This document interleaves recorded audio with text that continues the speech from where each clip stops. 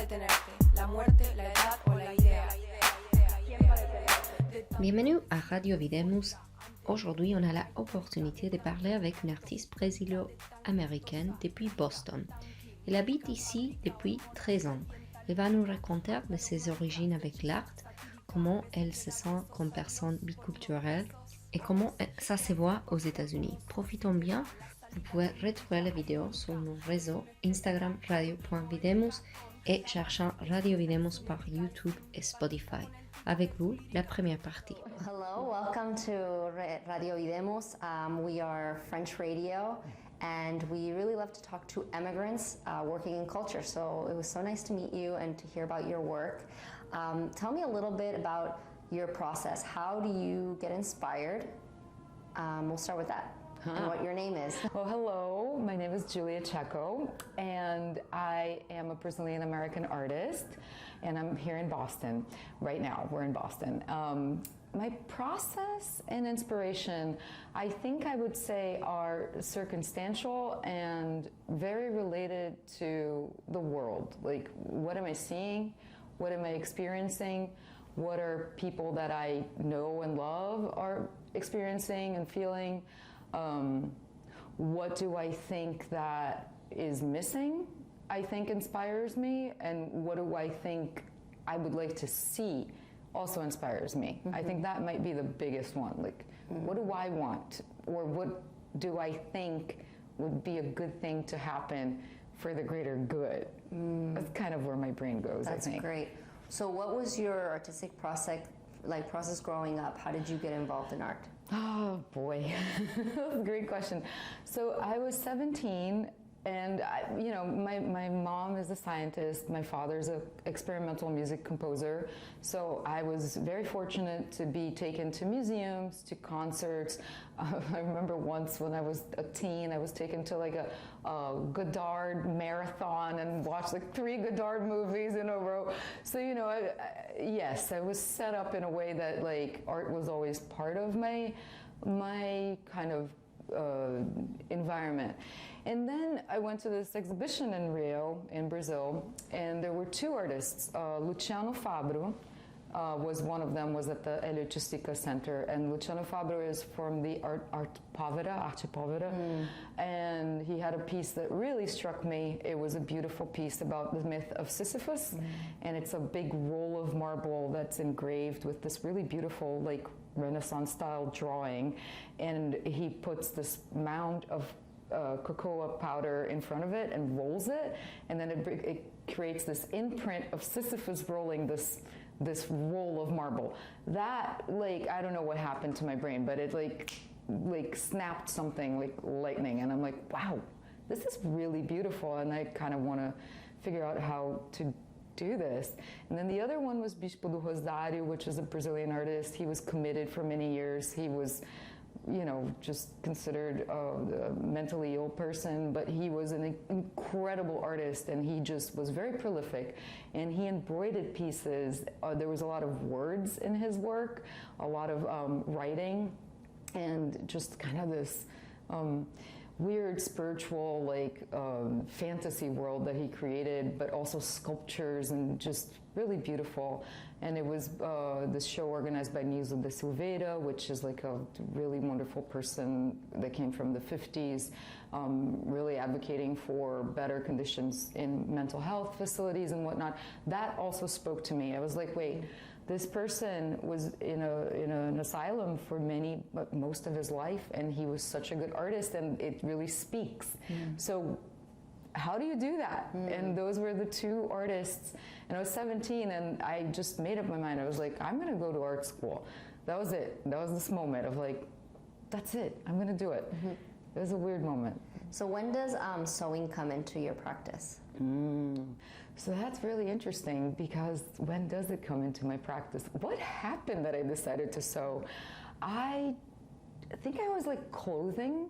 I was like working with clothing, and I started painting on clothing before I did anything else. I would make like these canvases out of clothing, just prime them and paint on them. And then I think I may have started sewing by hand too. Yes, I remember that. And then my father, very smart man, was like, hey, wait a minute, maybe you should try sewing, and gave me this secondhand sewing machine, beautiful old sewing machine, like all metal. I remember being like, wow, this Old is school one. Old, and it was, you know, it was not very expensive at the time, but it was, I learned later that the metal sewing machines, they're the best ones because you can fix them forever. They never break. Technically, you can just keep fixing them, and they're really strong. So I started sewing with that sewing machine, really just like drawing on the fabric. I would just like make these 2D drawings that then I started inverting and making into 3D objects. So that's kind of how it all started. That's amazing. Yeah. So usually it's people that have like women in the family that would do tailoring or whatever. It wasn't the case It was here. my dad. Okay, that's amazing. My dad was like, you should sew maybe. Yeah. Or maybe there's other ways for you to sew, because I was doing it by hand. Well, my grandmother was really talented. She definitely made like clothing for my mom, like really beautiful, like patterned clothing, like for like the balls, debutante balls at the time. So really beautiful outfits. And she knitted, and I never get rid of anything that she made because they're really beautiful, and she's gone. So it's like, so definitely there is this history, I think, of craft, of seeing people that were really talented in craft making. I never learned from her, unfortunately. What a dummy. Yeah, we never know, right? I know, and if it's like, it's one of those things that I should have paid more attention to now, what I know now. So one of the questions that for me is like very personal is, how do you feel being a bilingual and double cultured person in a country that has so much multiculturalism, but it doesn't really accept it sometimes, but you see other ways of doing things, so we usually resolve things a different way. And we come from countries in Latin America that are very extreme in other ways. So how do you feel? You can give an example where that plays out, but how is it for you? Is it a positive, negative experience sometimes? Well, I like to think of things in a positive manner. So in general, I would say that not necessarily my experience, but the way I see it, it is very positive, because I think that you have a perspective on things. You have knowing different languages gives you different perspectives. And also because I come from a different culture, I pay attention to the world, like what's happening politically in the country that, you know, that I came from, what is happening culturally there. So I'm always kind of learning, and I have all of this wealth of culture and knowledge that sometimes I feel like people that that don't experience the world in more than one language, they do not have that as strongly necessarily. And then the negative aspect is, well, for me personally, it is that people don't quite understand that I'm bicultural, and it's very difficult for people to understand that I'm coming from a different perspective.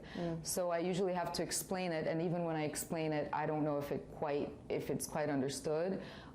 So, you know, even when I'm writing grants and whatnot, there's always like the boxes I need to check, and for the longest time there was only Hispanic. I don't speak Spanish, I speak Portuguese. And it's like, and now for a while I could define as BIPOC, but I am not a person of color. So how does that play out if I'm taking space in, you know, that demographic that has been fighting for this space so amazingly and tenaciously? So, you know, and I'm Latin, so maybe just have Latin and also understand that Latin is a culture and not just necessarily a color of skin. And I think that would be really wonderful to like understand and there's maybe more curiosity about people's cultures. That's true. You know, about like our different perspective. And, again, Brazil is a very unequal country. There's a lot of poverty, there's a lot of violence. And, here in America, I feel like it is much less so, especially in Massachusetts. I think there are different parts of the country where it is not as safe as here. But, yeah, it's hard to understand even like the trauma of like growing up with like shootouts and wars, going on in your neighborhood and in your city. It's hard to explain that. Yeah, that's really interesting. I always remember as a kid, it was hard to understand those boxes. I was like, why the need and this necessity to separate people? To understand them, like what is that? They don't do that in any other country. Yes, and I agree so much with that because I think a lot about that, and I do. One of the things that bothers me is that there's a very racial segregation still in America, and I would like to see, again, people be more curious about the culture that people come from and the cultures that they're bringing, rather than try to separate them by the way they look. Right. And I know that there are reasons why we need to understand the demographics and know, how the city is organized and how it's being, like, people are being distributed geographically and whatnot. But for many reasons, I think it's not productive, and I think it's counterproductive to just separate people by the way they look, because it creates all of these narratives of separation and segregation and animosity too, just straight up animosity, which I would like to not live in such a segregated city. Again, coming from Rio especially, Rio is very, very non-white. So it's very interesting to be a very white person in a very white place, and then be in Rio and be like a very white person in a very non-white place, but then have the culture and be at home. It's confusing. It's all of this is. The biennial was just called by the Brazilian curator "Strangers Everywhere." This is a poet, and I think a lot about that too. In the end, it's like, who are we, and can we define that as specifically, and should we be boxing people? No, I don't think so. Vous venez d'entendre une artiste brésilo-américaine qui s'appelle Julia Cseko.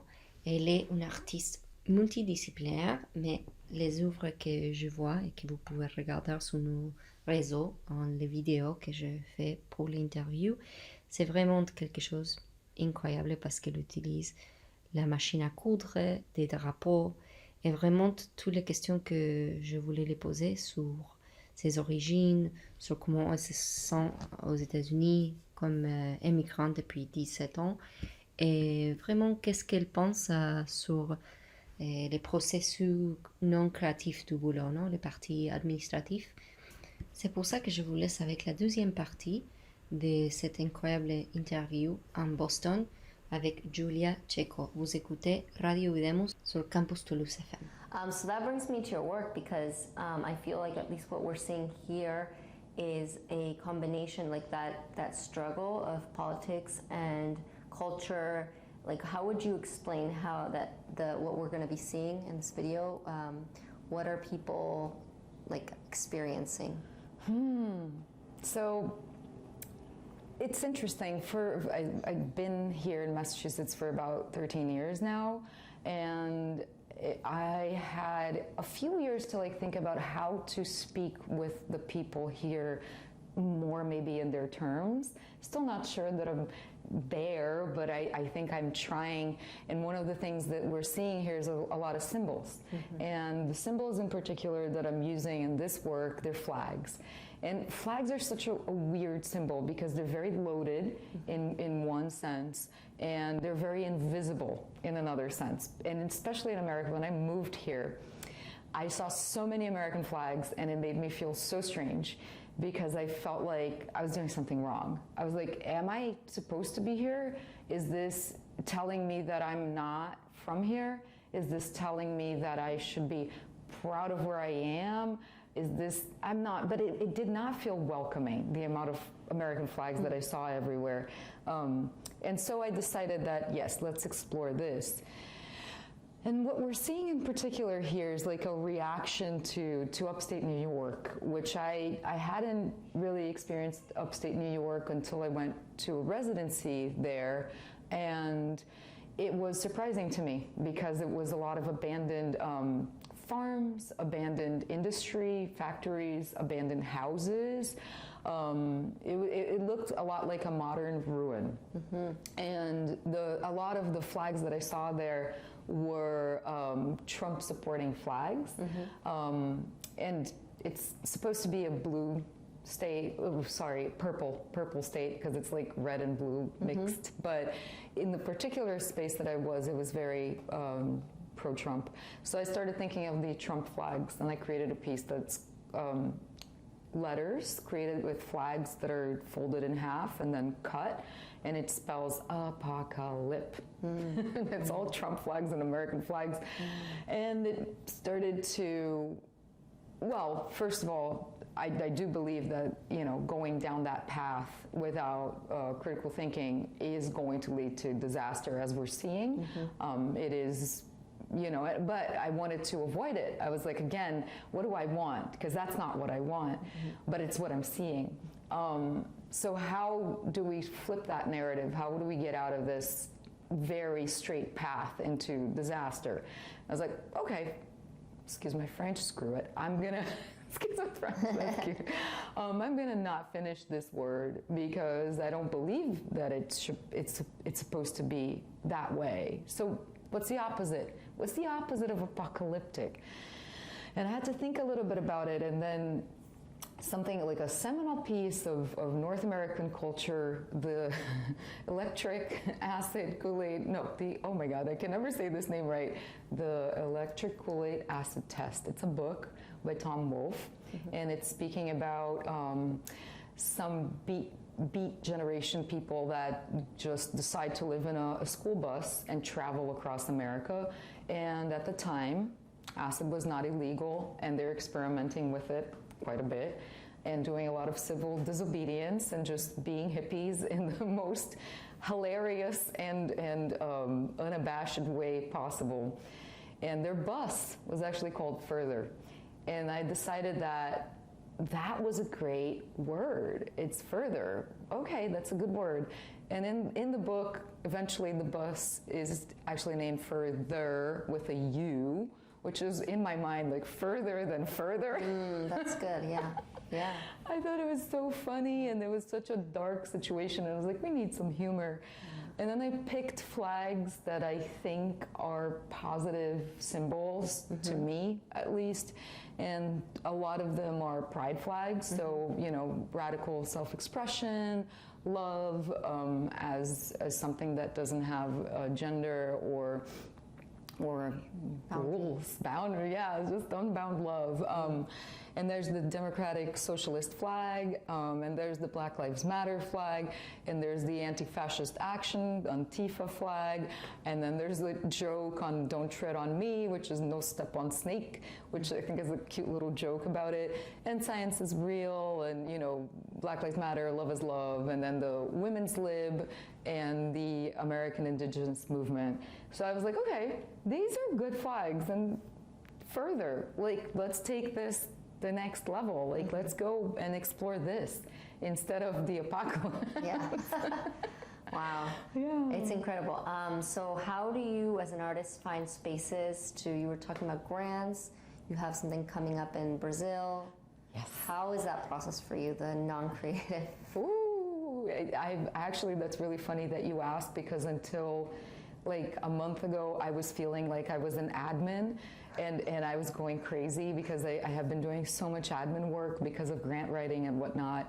I have found that I feel more, how do you say, maybe welcome, or that my work makes more sense within a grants scenario, because usually the grants, they allow you to do things that, you know, maybe a commercial space, a commercial gallery might not be as interested in going to, especially if there's a political undertone or a political discussion involved. I would like to see commercial spaces do that, and I would like to see support for my work in that sense. But then again, I can't control that. So the path that I found forward is to write grants and learn how to do that well.